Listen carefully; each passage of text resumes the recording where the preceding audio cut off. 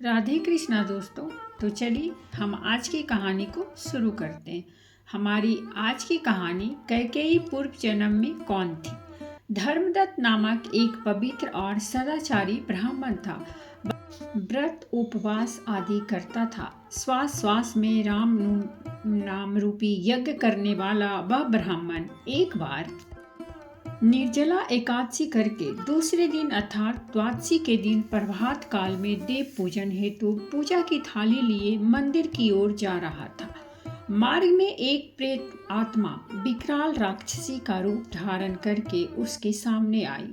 उसे देखकर वह घबरा गया और हड़बड़ी में उसने पूजा की थाली जोर से राक्षसी पर दे मारी।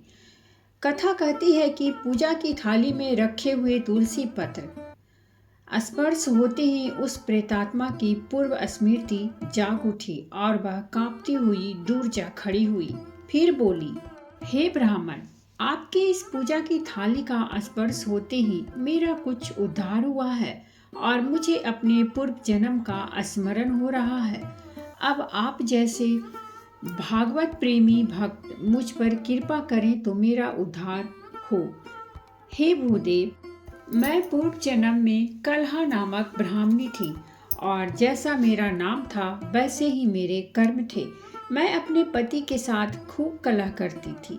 यह देखकर मेरे पति बहुत परेशान हो गए और अपने किसी मित्र के साथ उन्होंने विचार विमर्श किया कि मैं अपनी पत्नी से जो भी कहता हूँ वह उसका उल्टा ही करती है। तब मित्र ने निषेध युक्ति से काम लेने की पद्धति मेरे पति को बतलाई। मेरे पति घर आए और बोले, कलहा, मेरा जो मित्र है ना वह बहुत खराब है, अतः उसको भोजन के लिए नहीं बुलाना है। तब मैंने कहा, नहीं, वह तो बहुत सज्जन है, इसीलिए उसे आज ही भोजन के लिए बुलाना है। फिर मैं उसे भोजन करवाया। कुछ दिन बीतने पर मेरे पति ने पुनः निषाद युक्ति अपनाते हुए कहा, कल मेरे पिता का श्राद्ध है, किंतु हमें श्राद्ध नहीं करना है। मैंने कहा, धिक्कार है तुम्हारे ब्राह्मण तत्व पर।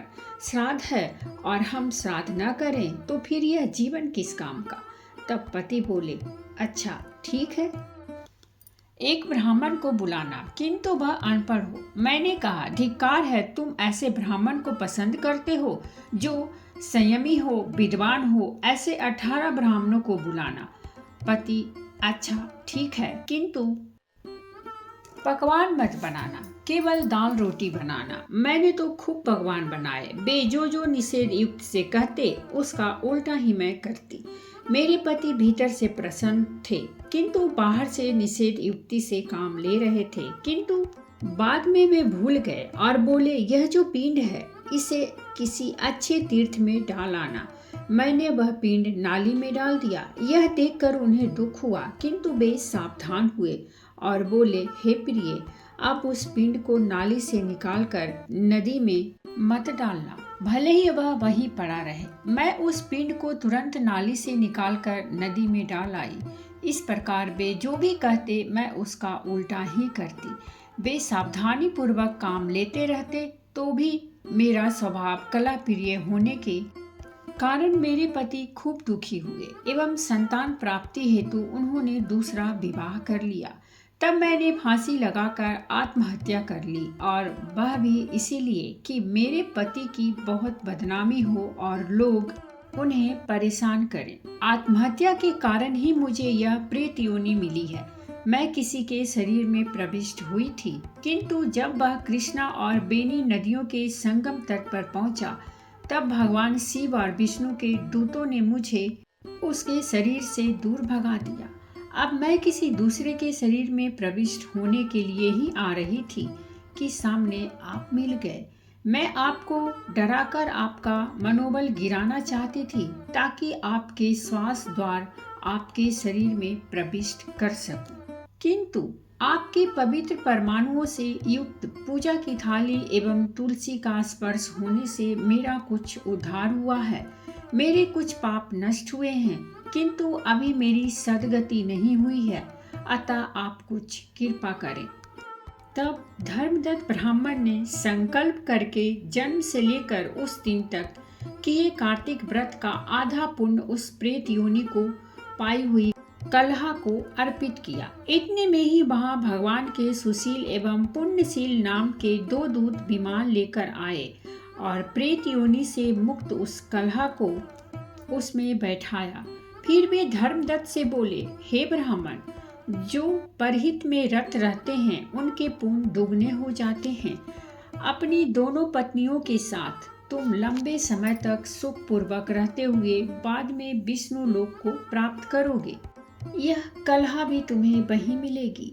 वहां भी बरसों तक रहकर फिर तुम लोग मनुष्य शतरूपा के रूप में अवतरित होकर तप करोगे और भगवान को पुत्र रूप में अपने घर आमंत्रित करोगे। वरदान के फलस्वरूप तुम राजा दशरथ के रूप में जन्म लोगे और यह आधे पुण्यों की फलभागिनी कलहा तुम्हारी कैकेयी नामक रानी होगी। साथ ही स्वयं भगवान विष्णु साकार रूप लेकर श्री राम के रूप में तुम्हारे घर अवतरित होंगे। यह कहते हुए दोनों पार्षद कलहा को लेकर चल दिए।